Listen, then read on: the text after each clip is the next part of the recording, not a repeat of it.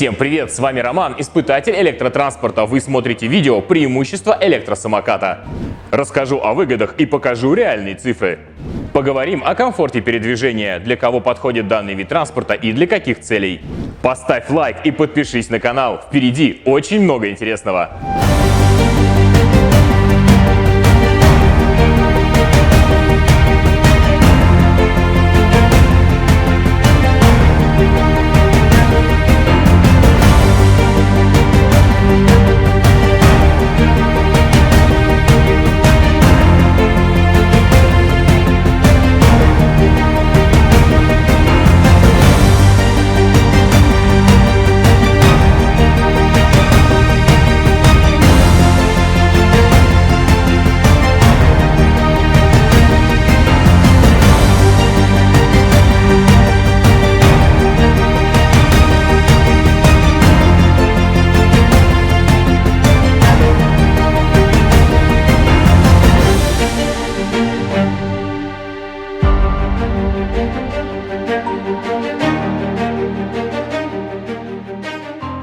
Я нахожусь в магазине Геросмарт, который любезно предоставляет технику на мои испытания, чтобы вы всегда первыми узнавали новости из мира электротранспорта. Здесь огромный ассортимент на любой вкус и цвет. В первую очередь покупка электросамоката – это выгодно, ведь вам не нужно платить каждый раз за общественный транспорт. Давайте рассчитаем средние траты городского жителя, который пользуется общественным транспортом. Расчет будет согласно московских тарифов. Самый крупный и самый дорогой город. Поездка на наземном транспорте 40 рублей, плюс 40 рублей на метро. А если вы используете тариф 90 минут, то 62 рубля с пересадками. И это только в одну сторону, то есть 124 рубля в день. Итого, при 5-дневной рабочей неделе 620 рублей. В месяц выходит 2728 рублей, с учетом отсутствия поездок в выходные. Но ведь и в выходные приходится пользоваться общественным транспортом, так что смело округляем до 3000 рублей в месяц на проезд, и это минимум. Теперь давайте рассчитаем стоимость зарядки электросамоката на 100 километров пути. Уверен, что этого вполне достаточно, чтобы добраться до работы для более чем 90% людей, а для 70% из них хватит еще, чтобы вернуться домой. Самая высокая ставка потребления энергии по Москве – это дневная – 6 рублей 51 копейка за 1 киловатт-час. Самая низкая ставка ночью – 2 рубля 32 копейки за киловатт-час.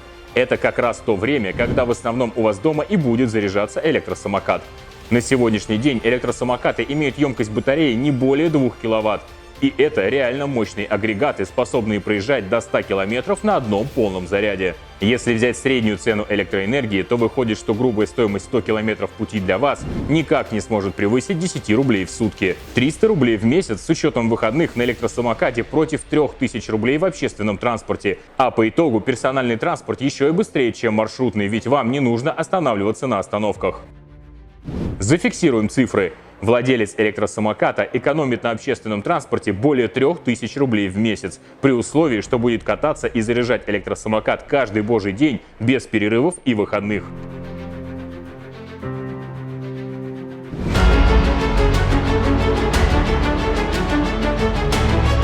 Резонным вопросом будет и срок окупаемости электросамоката. Давайте считать вместе. В средних широтах России спокойно кататься на электросамокате можно с момента таяния снега и до момента его появления. Это около 7 месяцев, включая апрель и октябрь. А с учетом теплой зимы и круглый год. И для более честного расчета разобьем модели на 3 категории мощности. Легкие и маломощные со скоростью до 30 км в час и запасом хода до 30 км на одном полном заряде. Подойдут для тех, кто работает в пределах заявленной дальности, или для лайтовых прогулок с ветерком. Стоимость колеблется от 14 до 30 тысяч рублей. При отсутствии ежедневных затрат на общественный транспорт срок окупаемости обычно не превышает 1 сезона. Вторая категория – электросамокаты средней мощности для использования в качестве полноценного транспортного средства. Можно приобрести по цене от 30 до 50 тысяч рублей без выпендрежа, то есть с максимальной скоростью около 50 км в час и запасом хода в районе 50 км.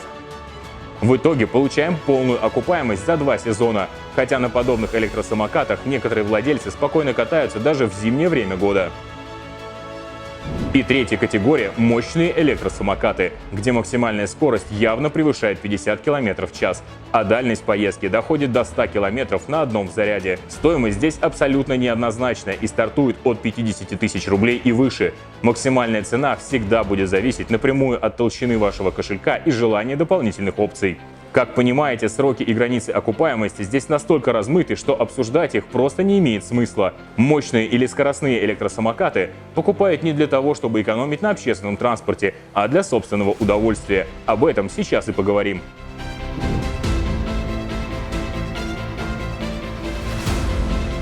Первое. Легкие и маломощные. Легкие электросамокаты для поездок на близкие расстояния или для прогулок. Легко перенести через препятствия, ограниченная скорость и простота в управлении. Данная категория отлично подойдет для детей, девушек и начинающих райдеров.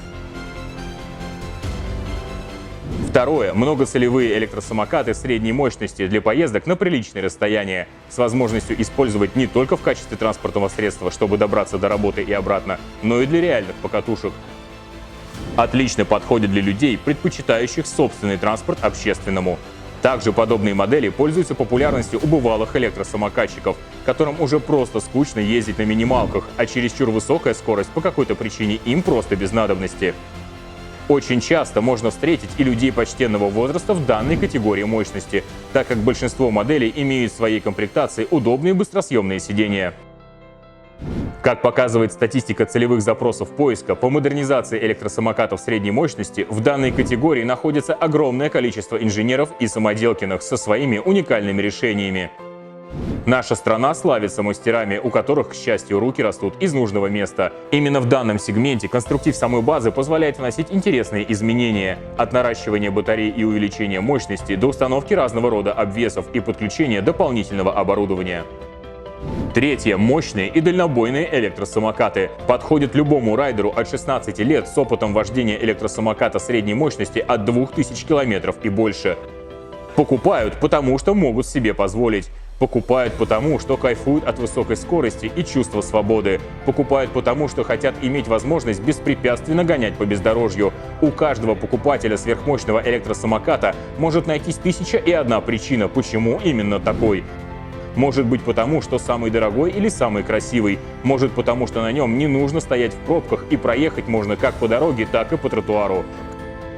Какую цель бы ни преследовал владелец мощного электросамоката изначально, он всегда дополнительно откроет для себя что-то новое, очередное преимущество, и будет абсолютно прав.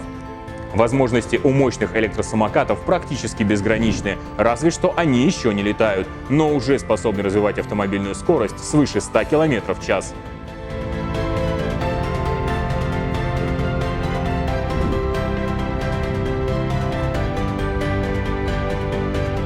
Среди преимуществ электросамокатов необходимо также отметить высокий комфорт поездки, удобство хранения и насыщенный функционал. Даже среди бюджетных электросамокатов стоимостью до 15 тысяч рублей на момент съемки видеоролика на рынке уже появились модели с нормальными амортизаторами и накачиваемыми колесами. За подробностями обращайтесь в магазин. Все электросамокаты имеют складные механизмы, а у некоторых даже существует возможность сложения или полного снятия рукояток для компактного хранения и удобства транспортировки. Также у большинства транспортных средств есть регулировка рулевой стойки по высоте, что позволяет настроить комфортную высоту для любого члена семьи от мала до велика. Профессиональные системы тормозов от электронной рекуперации до полноценной гидравлики, регулируемые амортизаторы и подрессоренные сиденья. Для комфорта поездки и безопасности райдера все это уже зачастую предусмотрено в комплектации электросамоката. Светошумовые приборы, ключевой доступ для включения, настройки ходовых параметров через бортовой компьютер или через приложение со смартфона, многофункциональные ЖК-дисплеи на любой вкус и даже полноценные сигнализационные системы. Все это в электросамокатах доступно уже сейчас, осенью 2020 года.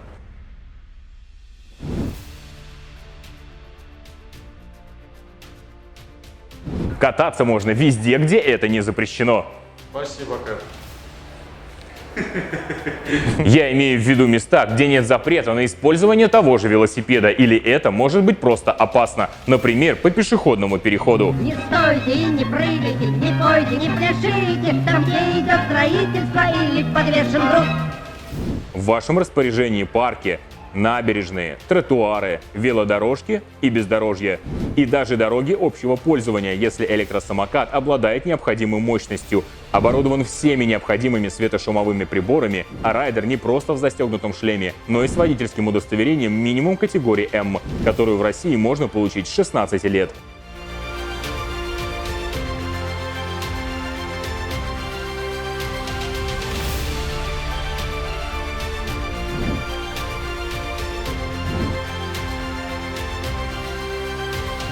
Мощные модели имеют возможность замены резины от шоссейных покрышек или смешанного типа до брутальных с тракторным протектором для бездорожья.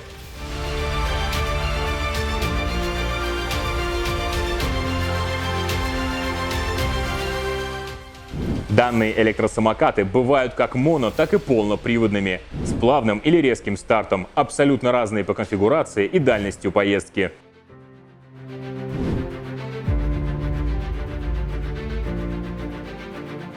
Наконец, самокаты стали действительно самокатами, а не вот это вот все в режиме «толкай меня, шлеп нога», пока бедро не вывихнул. С вами был Роман, испытатель электротранспорта. Если вы хотите посмотреть все модели электросамокатов, вы можете сделать это на официальной странице магазина, пройдя по ссылке в описании к этому видео. Можно всех посмотреть? Можно всех посмотреть. Всех будьте добры, пожалуйста. Всех нам покажите. Если хотите узнать о реальных недостатках и минусах электросамокатов, нажмите на ссылку в верхнем углу экрана или дождитесь окончания видео. Нужное окошко появится в этом месте. Напишите в комментариях, что думаете о электросамокатах в целом, есть ли у них будущее в нашей стране. Кстати, не за горами очередной розыгрыш данного магазина, так что советую подписаться, чтобы не упустить свой шанс получить самокат на халяву.